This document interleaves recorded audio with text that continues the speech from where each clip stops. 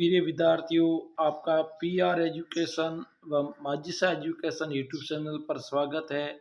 मैं आज लेकर आया हूँ कक्षा 8वीं का हिंदी का पेपर, जो आपके आने वाली बोर्ड एग्ज़ाम के लिए वरदान साबित होगा। प्रिय विद्यार्थियों, मेरी आपसे रिक्वेस्ट है, आप इस चैनल पर नए हो तो मेरे चैनल को सब्सक्राइब ज़रूर करें, लाइक करें और शेयर करना न भूलें। प्रिय विद्यार्थियों, अब पढ़ाई का टाइम है, चलते हैं प्रश्नोत्तर की ओर। पहला प्रश्न है, खिड़की से शरीर का कोई अंग बाहर क्यों निकलना नहीं चाहिए? खिड़की टूट जाएगी, खिड़की टूट जाएगी, खिड़की खराब हो जाएगी, खिड़की शरीर काला पड़ जाएगा, अंगों को चोट आ जाएगी। तो इसमें डी सही है, अंगों को चोट आ जाएगी।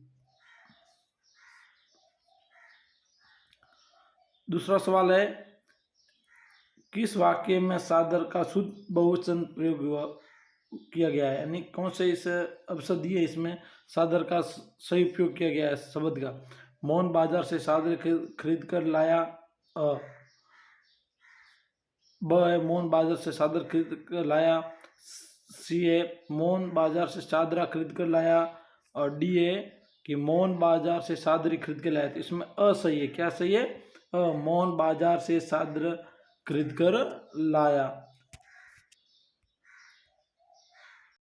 अगला सवाल है, छात्र किसके साथ यात्रा पर जा रहे थे? छात्र थे वो किसके साथ यात्रा पर जा रहे थे? पहला माता पिता के साथ, अपने शिक्षक के साथ, अपने रिश्तेदारों के साथ, अपने प्रधानाध्यापक के साथ। तो इसमें बी सही है, अपने रिश्तेदारों के साथ, बी सही है। अगला सवाल है, यात्रा, चौथा सवाल है, यात्रा में ले जाने वाली सामग्री कौन सी है? जो यात्रा पर जाने के लिए हम कौन कौन सामग्री साथ में ले जा सकते हैं?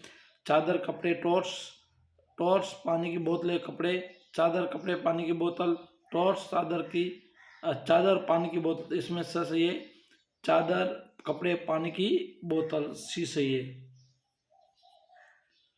अगला सवाल है, प्रकृति से जितना हम लेंगे उसका दुगुना हम वापस भी पाएंगे, क्योंकि प्रकृति हमसे दोगुना करके वापस मांगती है। दोगुना वापस देने के लिए प्रकृति संतुल बनता है। इसमें प्रकृति समर्थ और दुनिया जीने योग्य बनेगी। इसमें प्रकृति हमारा उपकार मानेगी।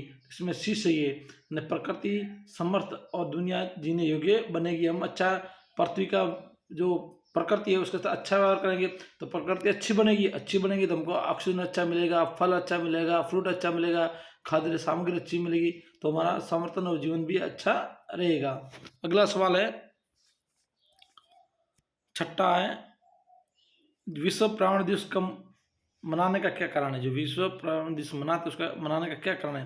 प्रकृति के प्रति असंवेदनशीलता, प्रकृति संरक्षण के प्रति जागरूकता, प्रकृति को नष्ट करना, प्रकृति से लेने का भाव जागृत करना है। प्रकृति संरक्षण के प्रति जागरूक करना, बी सही है। क्या सही है? बी, प्रकृति संरक्षण के प्रति जागरूकता करना। प्रिय विद्यार्थियों, मेरी आपसे रिक्वेस्ट है, प्लीज़ आप इस चैनल पर नए हो तो मेरे चैनल को सब्सक्राइब जरूर करें, क्योंकि मैं हमेशा आपके लिए नए नए वीडियो लेकर आता हूँ। और वीडियो के साथ जो पेपर लेकर आता हूँ उसके साथ मैं उसका क्वेश्चन भी लेकर आता हूँ। आजकल ऐसे वीडियो बना रहे लोग प्रश्न डाल के छोड़ देते हैं, पर हम ऐसा नहीं करते हैं। हम आपकी सुविधा के लिए प्रश्न के साथ साथ उसका उत्तर भी देते हैं, क्योंकि आपके पढ़ाई में बहुत सुविधा हो और अभी टाइम बहुत आपके पास कम है। इसी सुविधा के कारण हम आपको अच्छा पेपर आपको प्राप्त करवा रहे हैं। और हम पूरा किताब को रिसर्च करके पेपर बनाते हैं, ऐसे डायरेक्ट नहीं बनाते हैं। पूरे किताब को पढ़ते हैं और पढ़ के जो अच्छे अच्छे इंपॉर्टेंट सवाल होते हैं वही हम पेपर अपलोड करते हैं। सातवां सवाल है, पोस्टर में दिया गया चित्र किस बात का प्रतीक है? जो पोस्टर था उसके ऊपर चित्र दिया, प्रकृति मिटाने का, प्रकृति बचाने को, प्रकृति से लेने का और प्रकृति को देने का। तो इसको है प्रकृति बचाने का। जो पोस्टर पर जो चित्र दिया था उसमें प्रकृति बचाने का चित्र दिया था, यानी प्रकृति को बचाना है। आठवां सवाल है, विश्व पर्यावरण दिवस मनाते हैं केवल राज्य में, केवल जिले में, केवल देश में, पूरे विश्व में? विश्व पर्यावरण दिवस पूरे विश्व में मनाते हैं, डी सही है, पूरे विश्व में मनाते हैं। अब अति लघुतातम प्रश्न, छोटे छोटे प्रश्न। नीचे दिए गए प्रश्नों के उत्तर लिखिए। रहीमन पानी राखिए, बिन पानी सब सुन, पानी गए ना उबरे, मोती मानस सूर। इस प्रकृति का भावार्थ आपको लिखना है कि पानी के लिए समक और मनुष्य के लिए मनुष्य, मनुष्य का इसका इज्जत, यानी मनुष्य का पानी उसकी इज्जत है, यानी पानी की समक होती है। और मनुष्य के लिए जैसे मनुष्य की इज्जत है, वैसे पानी भी जरूरी है। 10वां सवाल है, उपयुक्त पंक्तियां किस संत की है? संत का नाम और उसकी विशेषता लिखिए। जो पंक्ति दी है, जो ये ऊपर वाली पंक्ति दी है, कौन सा संत से दी गई है, कौन सा संत है? इस पंक्ति का दोहा संत है। कौन सा संत है? दोहा संत है। दोहा अर्थ मासिक संत होता है। ये दो पंक्ति का होता है। इसमें 4 स्वर्ण माने जाते हैं और इसमें विषम स्वर्ण प्रथम व द्वितीय 13 मात्रा और समस्त द्वितीय और चतुर्थ में 11 मात्रा होती है। अब 11वां सवाल। 11वां सवाल, पत्र कितने प्रकार के होते हैं? संबंधियों को लिखे पत्र किस प्रकार के आते हैं? यानी पत्र हम लिखते हैं वो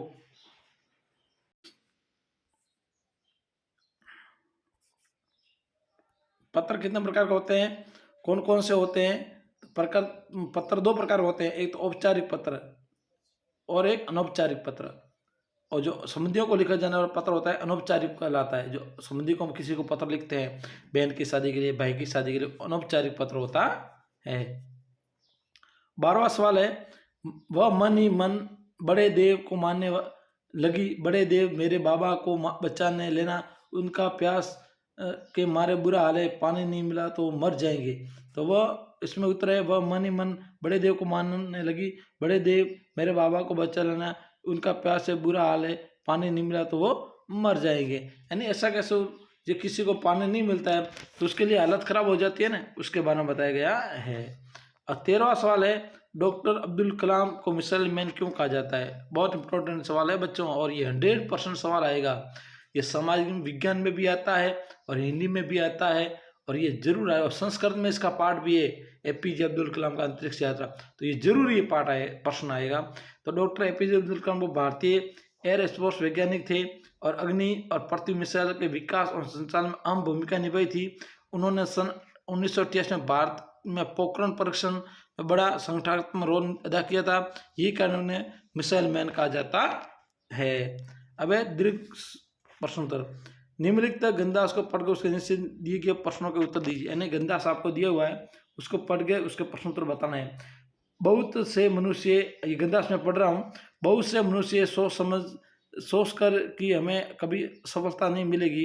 देव हमारे विपरीत है, अपनी सफलता को अपने हाथों पीछे धकेल देते हैं। उनका मानसिक भाव सफलता विजय के अनुकूल बनता है ही नहीं तो सफलता विजय कहाँ। यदि हमारा मन शंका और निराशा से भरा है तो हमारे कामों का परिचय भी निराशाजनक ही है होगा, क्योंकि सफलता की विजय की उन्नति की कुंजी तो अविचलित श्रद्धा है। इसका अब इसमें से प्रश्न दी है, उसको गंदास में से बताना है। देखो प्रश्न पर दिया है, उपयुक्त गंदास का उद्देश्य क्या है, यानी ये गंदास है, इसका मेन पॉइंट क्या है? तो मेन पॉइंट है इसकी सफलता। इस गंदास का पूरा सारांश है सफलता। इस गंदास का अर्थ अपने शब्दों में लिखिए। इस गंदास का अर्थ लिखना है, कुछ व्यक्ति ऐसे होते हैं, इस गंदास में क्या लिखा है, कुछ व्यक्ति ऐसे होते हैं जो अपने ये सोचते हैं कि सफलता प्राप्त नहीं कर सकते हैं क्योंकि भाग्य में उनके विरुद्ध है और उनकी विचारधारा, उनकी तरह विचारधारा भी उन्हें सफलता प्राप्त करने में रुकावट डालती है और वे असफल होते जाते हैं। वे अपनी भावनाओं में सफल नहीं हो पाते हैं और उन्हें विजय का मार्ग दिखता ही नहीं है।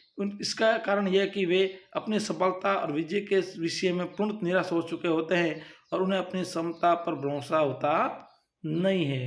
यानी जो व्यक्ति, इसमें ये दिया गया है कि ऐसे कई व्यक्ति जो अपने भाग्य के भरोसे रहते हैं, वो कहते हैं भाग्य साथ नहीं देता है, मेरे साथ भगवान भी साथ नहीं, अब मेरा क्या होगा क्या नहीं होगा। तो क्योंकि वो निराश होकर बैठ जाता है, जो व्यक्ति निराश होकर बैठ जाता है उसको कभी सफलता मिलती नहीं है। तो प्रिय विद्यार्थियों, आप भी ऐसा न करें कि एक सवाल आपने पढ़ा पेपर और याद नहीं हुआ, एक बार पढ़ा नहीं, आप उस सवाल को पढ़ते रहिए, जब तक याद नहीं होता उसको पीछा मत छोड़ो, तो आपको भी सफलता जरूर मिलेगी। और मेरी एक और रिक्वेस्ट है, प्लीज़ मेरे चैनल को सब्सक्राइब जरूर करें और मैं हमेशा आपके लिए अच्छा पेपर लेकर आऊँगा। और वादा के साथ कहता हूँ कि आपको जो मैं पेपर दे रहा हूँ वीडियो द्वारा अपलोड करवा के 100% वही सवाल आएंगे। 16 सवाल है, अपराजिता पाठ के अनुसार डॉक्टर चंद्रा को अपराजिता क्यों कहा गया है? अपराजिता कहानी की लेखक शिवानी ये पाठ ऐसी युवती की कहानी है जो पोलियो होने से अपंग हो गई। उसका निचला शरीर एकदम निर्जीव हो गया, फिर भी उन्हें जीवन में हार नहीं मानी। उस शिक्षा